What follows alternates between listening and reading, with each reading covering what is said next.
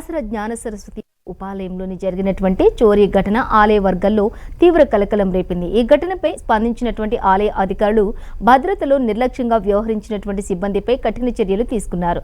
ఆలయ భద్రతా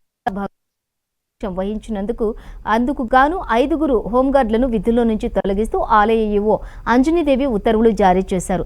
చోరీ ఘటన నేపథ్యంలో బాసర అమ్మవారి ఆలయ పరిసరాల్లో భద్రతను కట్టుదిట్టం చేశారు. భవిష్యత్తులో ఇలాంటి ఘటనలు పునరావృతం కాకుండా ఉండేందుకు ఆలయ అధికారులు యుద్ధ ప్రాతిపదికన చర్యలు చేపట్టారు. ఆలయం చుట్టూ గతంలో పాడైపోయిన సోలార్ ఫెన్సింగ్ ను వెంటనే పునః నిర్మించాలని అధికారులు నిర్ణయించారు. ఆలయ ప్రాంగణంలోని పనిచేయకుండా ఉన్నటువంటి సీసీ కెమెరాలను అత్యవసరంగా మరమ్మతులు చేయిస్తున్నారు. అలాగే కీలక ప్రాంతాల్లో మరికొన్ని కొత్త కెమెరాలను కూడా ఏర్పాటు చేయనున్నారు. అమ్మవారి ప్రధాన ఆలయంతో పాటుగా ఉపాలయాల వద్ద రక్షణను మరింత పెంచారు. మరోవైపు ఈ ఘటనపై స్థానికులు భక్తుల నుంచి కూడా తీవ్ర ఆగ్రహం వ్యక్తమవుతూ ఉంది. అయితే ఆలయ అధికారులు నిర్లక్ష్య వైఖరి వల్లే ఈ చోరీ జరిగిందని విమర్శలు వెల్లువెత్తుతున్నాయి. పెద్ద ఎత్తున కానుకలు ఆదాయం వచ్చేటటువంటి ఆలయంలో కనీసం భద్రతను కూడా పట్టించుకోకపోవడం దారుణమన్నారు. ఏదైనా ఘటన జరిగితే తప్ప అధికారులు నిద్ర లేవరా అని భక్తులు స్థానికులు తీవ్రంగా మండిపడుతున్నారు.